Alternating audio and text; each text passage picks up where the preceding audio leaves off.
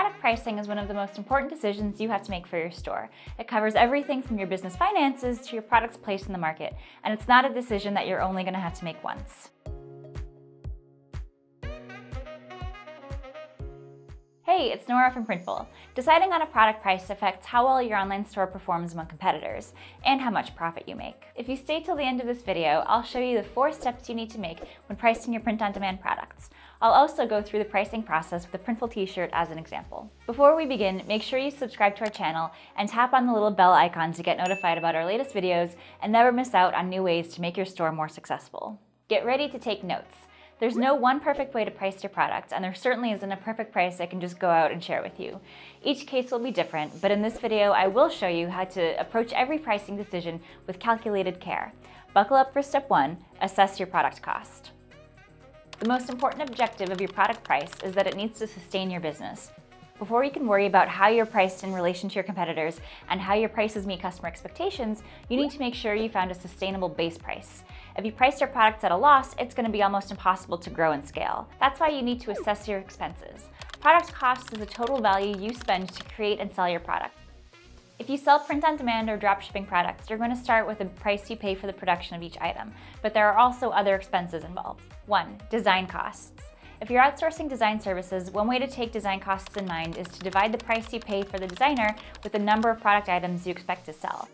This is especially crucial if you plan on releasing the design on a limited volume or as a limited time offer, since that narrows how much you can profit from each design. However, sometimes you can't really be sure how many designs you'll sell.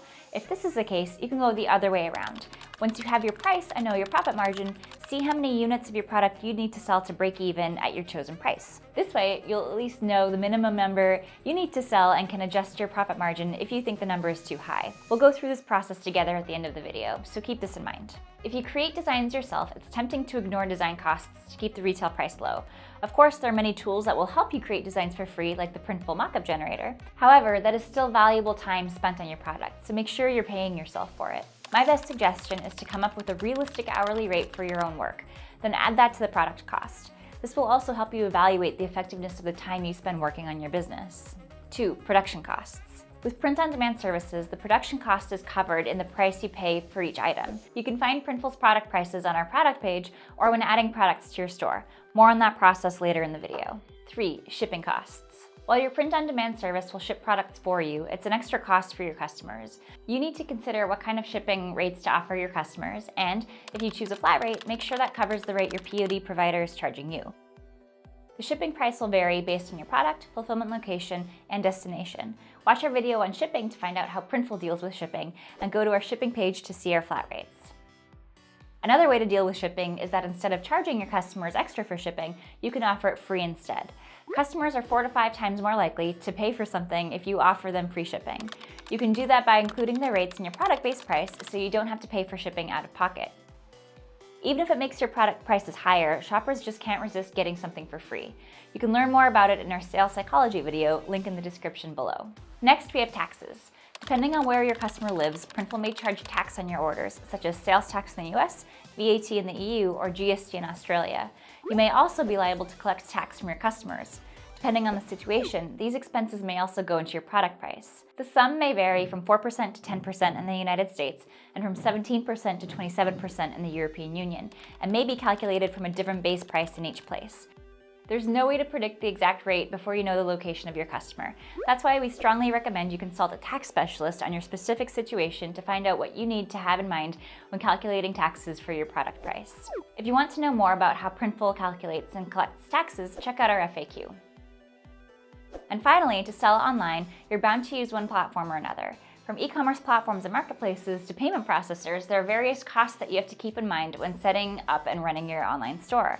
While some of these platforms, like Shopify, have fixed costs that we'll talk about later, others, like Etsy or eBay, charge you a percentage of your sale, on top of collecting a fee for each listing you make. Some payment processors, like PayPal, are free to create an account and connect to your store, but charge a transaction fee. Make sure you're aware of any fees and put those up with your product costs as well.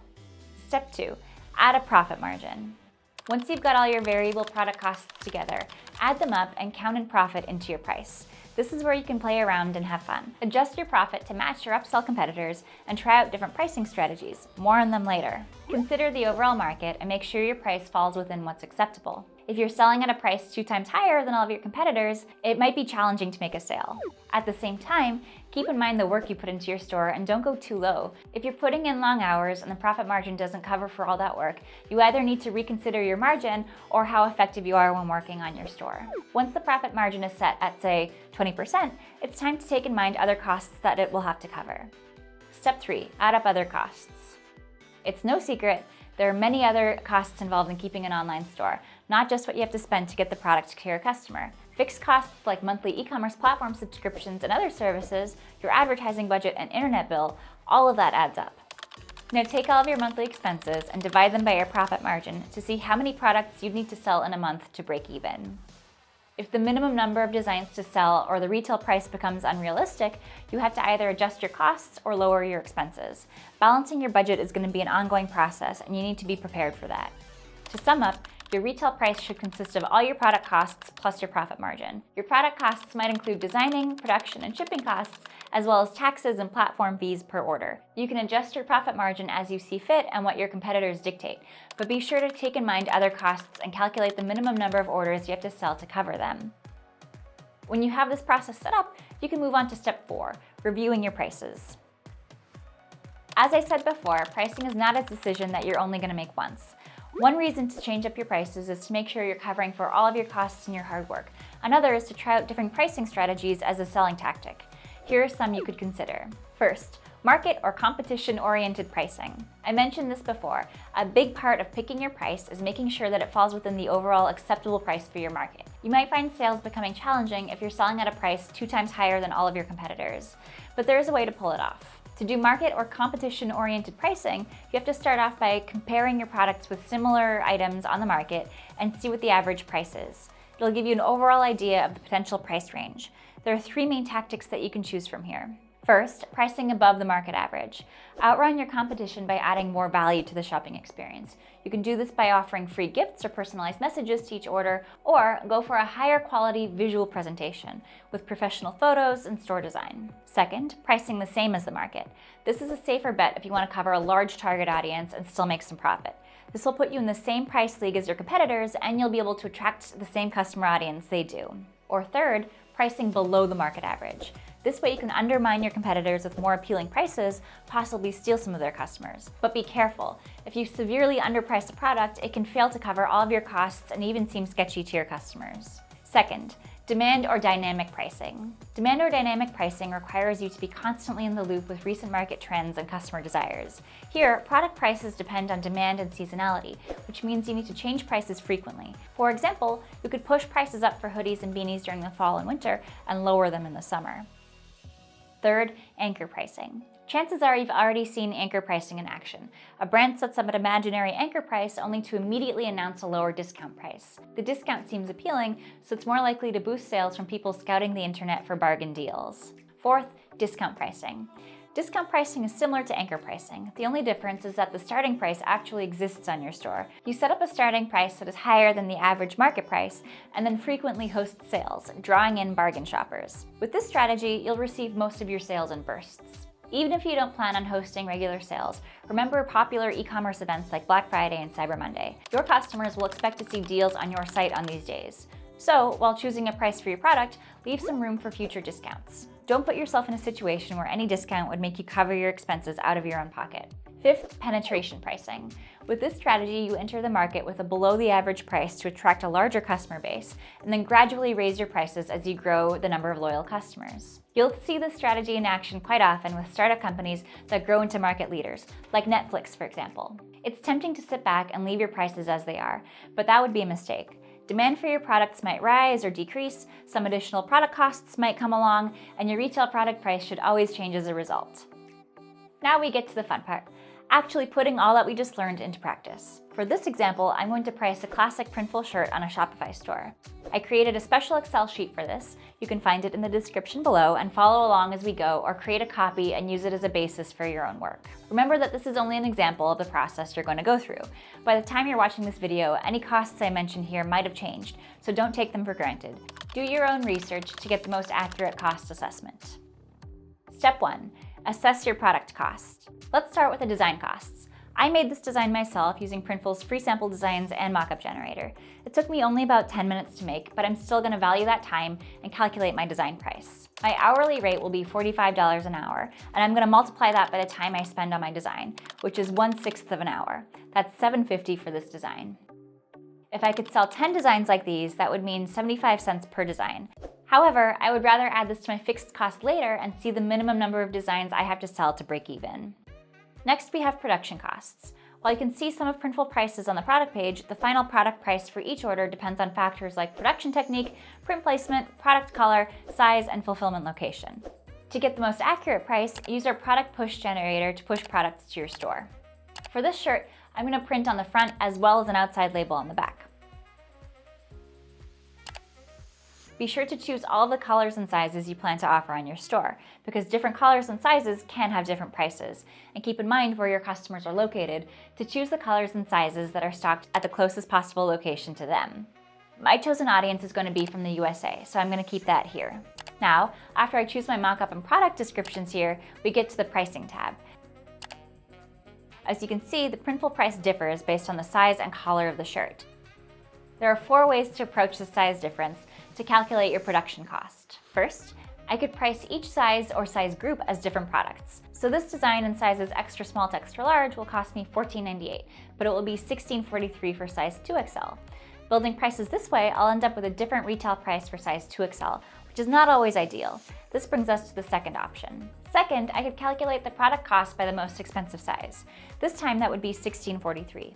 If a customer buys an extra small to extra large, that costs me $14.98, and I get an extra $1.45. If they buy a 2XL, I cover my costs exactly. This works only if I'm not making low retail prices my selling point.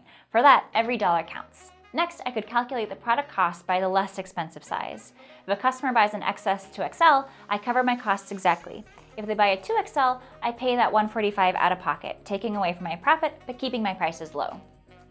And lastly, I could calculate the average cost of all sizes. Here I'll sum all of them and divide by the number of sizes I offer. That's $15.22 in this case. Now every time I would sell an extra small to extra large, I would gain 24 cents to cover for the $1.21 I lose on each 2XL sold. For this example, I'll choose the last option and consider the cost to be $15.22 before taxes. Third, shipping costs. To get an idea of my shipping costs, I have to consider where my customers are located. This is important to me because I want to offer free shipping for all my customers in the USA. If I go to Printful's shipping page, I see that shipping for shirts in the USA is going to cost me $3.99, and I'm going to add that to my costs to set up free shipping to the US on my store. Fourth, taxes. As I plan to sell this shirt primarily in Alabama but don't have a physical presence or economic nexus there, I am not liable to collect tax myself and just need to take in mind the tax that Printful will charge my orders. As I said before, the sales rate will vary from location to location, and the exact tax for each order will be calculated after the order is placed. However, I looked up the combined Alabama sales tax rate, which is 9.14%, and the sales tax base in this state is Printful's price. So that's $14.98 times 9.14% for sizes XS to XL, and $16.43 times 9.14 for size 2XL. $137 for XS to XL, and $150 for 2XL. I'm going to pull an average of these rates here as well, as I did with production costs. That's $139 I'm going to count on my product costs for taxes.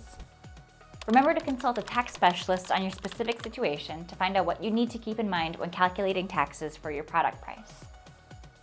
Fifth, platform fees. I'm using Shopify, and I have to keep in mind that Shopify will charge me a 2.9 fee per transaction, plus 30 cents for an order.